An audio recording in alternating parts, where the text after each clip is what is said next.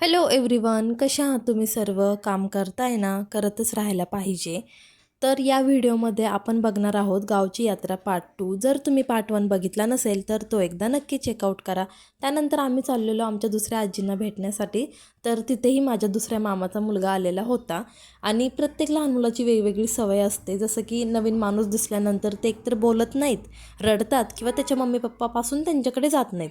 पण या माझ्या मामाच्या मुलाची तर वेगळीच कथा होती. कारण तो नवीन माणूस दिसल्यानंतर डायरेक्ट डोळे बंद करून घेतो आणि एकदा का छान असं रोळायला लागला की मग छान खेळतो. त्यानंतर आम्ही गेलो साईडलाच राहणाऱ्या एका दुसऱ्या आजींना भेटण्यासाठी.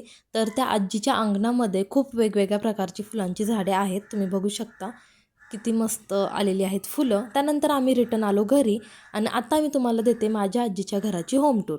तर तुम्ही बघू शकता खूप भला मोठा असा हॉल आहे आणि हॉलला 2 विंडोज पण आहेत लेफ्ट अँड राईट साईडला. आणि 2 बेडरूम आहेत. तर या बेडरूममध्ये आहे देवघर आणि या बेडरूममध्ये माझ्या मम्मीची आजी म्हणजेच माझी पणजी रात्री झोपत असते. इथं पण एक विंडो आहे भली मोठी. त्यानंतर खाली आहे देवघर.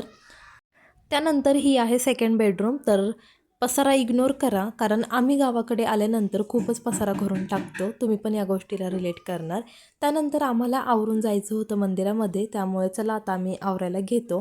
आणि आम्ही कसं लुक केलेलं आहे हे मी तुमच्यासोबत शेअर करते, म्हणजे व्हिडिओमध्ये मी फोटो ॲड करते पुढे, तर ते बघा. त्यानंतर फायनली आम्ही आवरून वगैरे निघालो आणि आम्हाला जायला उशीर झालेला. त्यामुळे आमची आजी आम्हाला ओरडत होती की किती वेळ सांगते, तरी पण हे काय आवरतच नाही, यू नो गर्ल्स थिंग्स. त्यानंतर आम्ही फायनली मंदिरात पोहोचलेलो आहे. तर तुम्ही बघू शकता मंदिराला खूप छान असं डेकोरेशन केलेलं आहे. फ्रंट व्ह्यू खूपच मस्त आहे. त्यानंतर इथून पुढे मी आता बोलत नाही, कारण मी जर बोलले तर तुम्हाला हा सगळा व्ह्यू एन्जॉय करता येणार नाही. तर इथे समोर बघा पालखी ठेवलेली आहे महाराजांची सगळ्यांना दर्शन घेण्यासाठी आणि इकडे चालू आहे काल्याचं कीर्तन. तर तुम्ही बघा.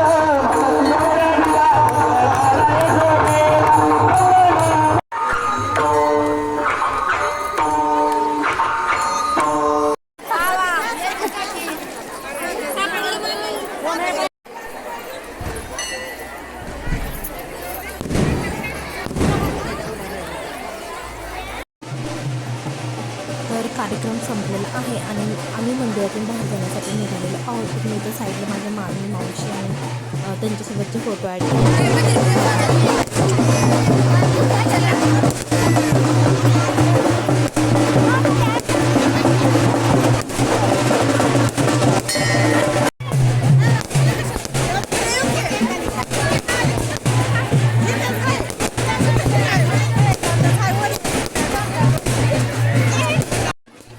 त्यानंतर फायनली आम्ही यात्रेमध्ये एंट्री केलेली आहे. तुम्ही तर बघू शकता खूप वेगवेगळ्या प्रकारचे स्टॉल आलेले आहेत आणि एकदम रिजनेबल प्राईसमध्ये आहेत, म्हणजेच अफोर्डेबल कोणी घेऊ शकतं. त्यानंतर तुम्ही आता हे सगळा व्ह्यू एन्जॉय करा. मी तुम्हाला सगळे स्टॉल्स वगैरे दाखवते आणि इंटरेस्टिंग गोष्ट की टॅटू काढणारे सुद्धा आलेले होते.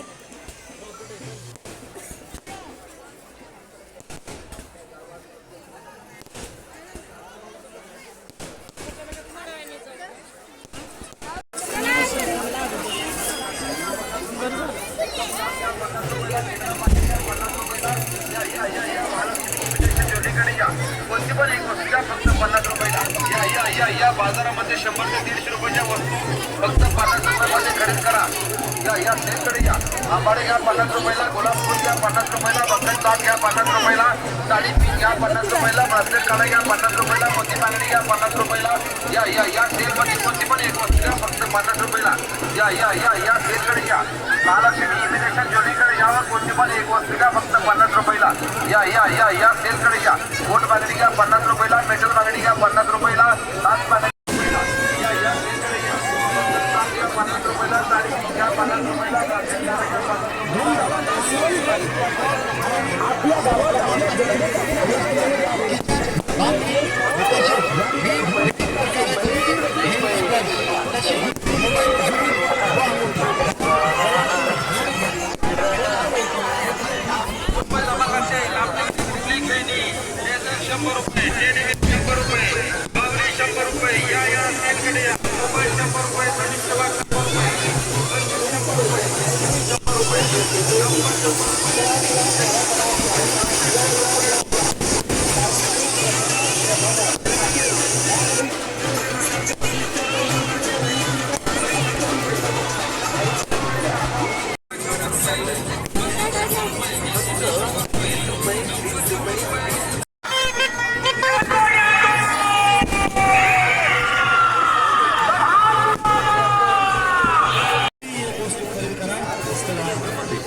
या सेवाकडे या.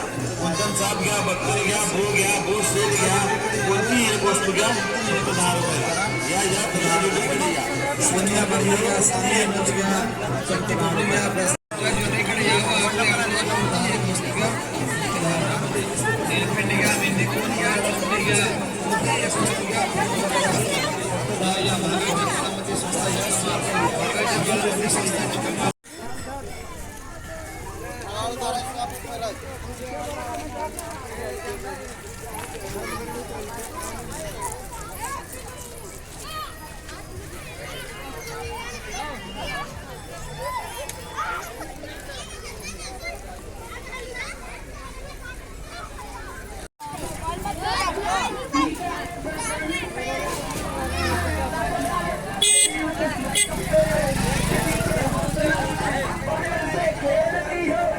तर फायनली खूप सारी मज्जा मस्ती करून खूप सारे शॉपिंग करून आम्ही फायनली घरी पोहोचलेलो आहोत. आता आम्ही यात्रेमधून काय काय घेतलं ते तुम्हाला दाखवतेच, तर चला बघूया. त्यानंतर आम्ही कपडे वगैरे चेंज करून आलो आणि हे बघा, हे बेडवरती ठेवलेलं आम्ही घेतलेलं आहे. तर हे किचन बघू शकता तुम्ही, किती क्यूट आहे. हे मला खूप आवडलेलं आहे, त्यामुळे एक माझ्या सिस्टरने आणि मी घेतलेलं.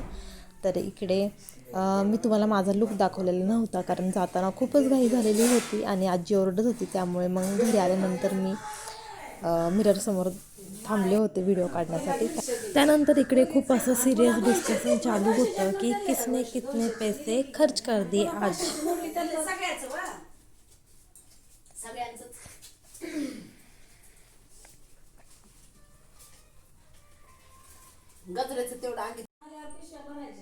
त्यानंतर उद्या सकाळी आम्हाला लगेच पुण्याला यायला रिटर्न निघायचं होतं. त्यामुळे माझ्या आजोबांनी आम्हाला भाज्या आणलेल्या होत्या शेतातून देण्यासाठी. तर तिकडेच तेच नेट वगैरे करण्याचं काम चाललेलं आहे.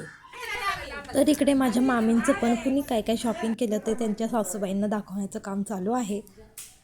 त्यानंतर आम्ही फायनली घरी आलो आणि घरी येऊन आम्ही शेंगा फोडत बसलेलो होतो आणि तेच डिस्कशन करत होतो की जेवायला काय बनवायचं. त्यानंतर फायनली स्वयंपाक वगैरे केला आणि आम्ही जेवायला बसलेलो आहोत.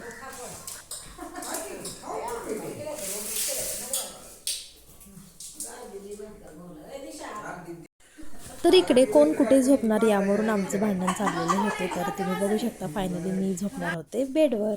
तर फायनली आमचा आजचा गावाकडचा दिवस संपलेला आहे. आता उद्या आम्हाला परत पुण्याला जाण्यासाठी निघायचं आहे. तर आज मी खूप सारी मज्जा मस्ती केलेली होती. तर चला भेटूया नेक्स्ट व्लॉगमध्ये. तोपर्यंत बाय बाय.